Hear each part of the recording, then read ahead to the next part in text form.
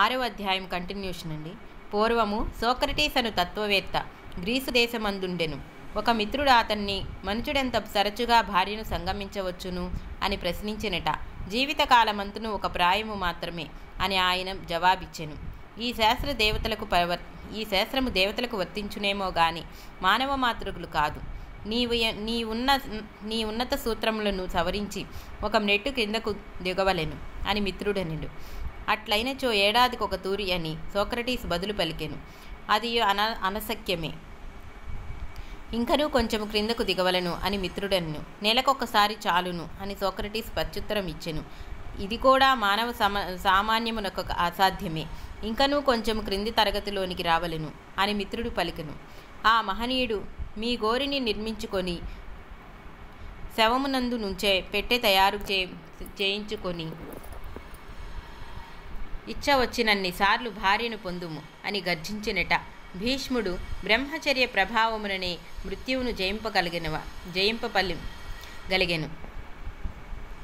యథా వినియతం చిత్తం ఆత్మన్యేవావతిష్ఠతే నిస్పృహ సర్వకామేభ్యః యుక్త ఇత్యుచ్యతే తదా.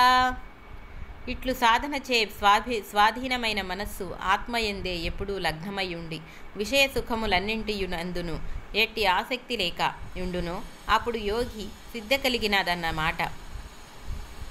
యథా దీపో నివాతస్థః నీంగతే సోపమా స్పృత యోగినో యత చిత్తస్య యుంజతో యోగమాత్మనః.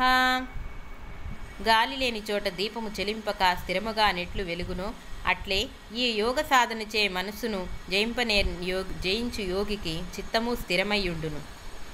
యత్రో పరమతే చిత్తం నిరుద్ధం యోగ సేవయా యత్ర చైవాత్మనాత్మానం పశ్యన్నాత్మని తుష్యతి.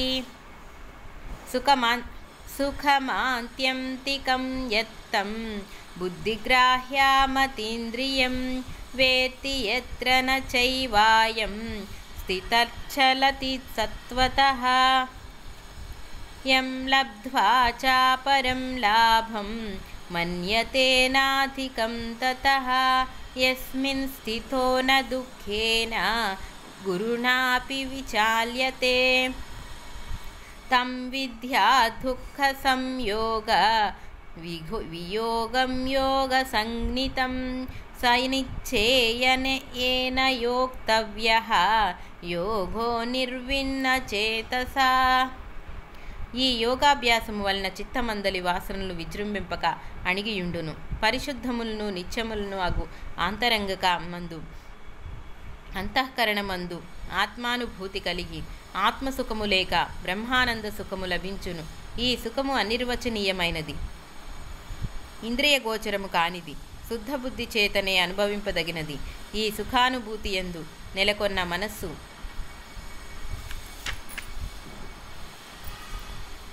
మరలా చెలింపదు. ఈ దివ్య సుఖము లభించిన పిదప ప్రపంచమందలి ఏ లాభమును దీనికి సరి అనిపించదు. లోకదృష్ట్యా ఎట్టి ఘోర దుఃఖములను సంభవించినను మనస్సు చెలింపదు. ఈ స్థితి యందు లేశా మాత్రము కూడా దుఃఖ సంబంధముండదు. ఇట్టి మహాయోగమును ప్రతి వ్యక్తియు తెలుసుకొనవలెను. పిమ్మట దృఢ నిశ్చయంతోనూ అనన్య మనస్సుతోనూ ఈ యోగమును సాధింపవలెను. సంకల్ప ప్రభవాన్ కామాన్ త్యక్త్వా సర్వాన్ శేషతః మనస్సైర్వేంద్రియగ్రామం వినియమ్య సమం తతః. శనైరూపరమేత్ బుద్ధ్యా ధృతిగృహీతయా ఆత్మసంస్థం మనః కృత్వా న కించిదపి చింతయేత్. మనస్సుచే ఇంద్రియములన్నింటినీ వాటి విషయముల నుండి మరల్చి వాసనల వలన పుట్టు కోరికలన్నింటినీ విశేషంగా వర్జించి అనగా శమ దమ ఉపర్ములతలను అభ్యసించి మెల్లమెల్లగా ధైర్యముతో బుద్ధిని వాసనల నుండి ప్రజాన్ముఖమునర్చి ఆత్మయందే లగ్నము చేసి ఇతర ధ్యానమేమీనూ లేక ఉండవలెను. ఇచట ఆత్మయే ధ్యాన లక్ష్యముగా చెప్పబడినది. ఈ ఉన్నత లక్ష్యముపై మనస్సు నిలపలేని వారు ఇంతకంటే స్థూలముగా ఇతర లక్ష్యములపై మనస్సు నిలుపుకొని సాధన చేయవచ్చును. యతో యతో నిశ్చరతి మనశ్చంచలమస్థిరం తతస్తథో నియమైత్యత్ ఆత్మన్యేవ వశం నయేత్. స్వాభావికంగా చంచలమగు అస్థిరమును అగు మనస్సు ఎప్పుడెప్పుడు లక్ష్యములను వదిలి పూర్వాభ్యాసమున వశమున విషయ వస్తువులకై సంచరించునో అప్పుడెట్లయు దానిని మరలా లక్ష్యమగు ఆత్మయందు నిలుపవలెను. సాధకుని మనస్సు రెండు విధములుగా పనిచేయును. అందలి సాత్వికాంశ నియమిత సాధనకు నిర్వర్తించుచుండగా రజోగుణ ప్రధానమగు మలిన మనస్సు ప్రాపంచిక విషయములపై పరిగిడుచుండును. క్రమక్రమంగా అభ్యాస బలమును ఆహార విహారాదులను నియమముల వలనను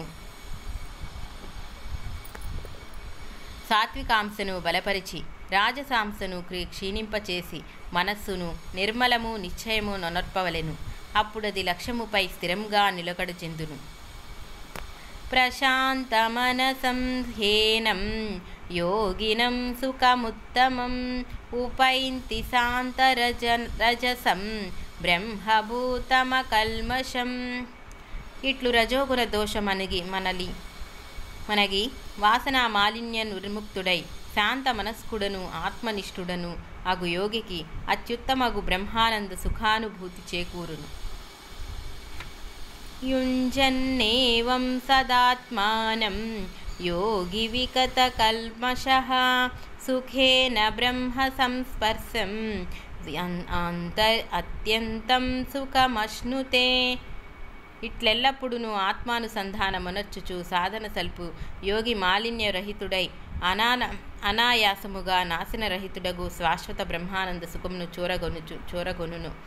సర్వభూతస్థమాత్మానం సర్వభూతాని చాత్మని ఈక్షతే యోగయుక్తాత్మా సర్వత్ర సమదర్శనః.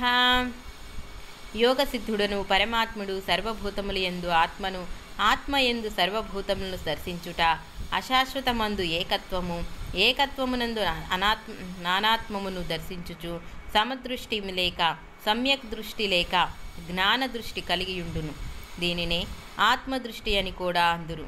ఇందు ఉపాధి భేదములను వదిలి అన్నింటి యందును సమముగా వ్యాపించి యుండు ఆత్మనే యోగి తన నిజస్వరూపముగా గాంచును.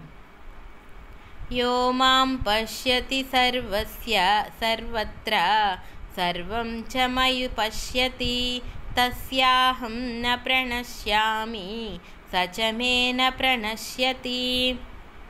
అన్నింటి యందు నన్నును అన్నింటినీ దర్శించువానికి నేనెన్నడును లేకుండా పోను, నాకును అతడు లేకుండా పోడు.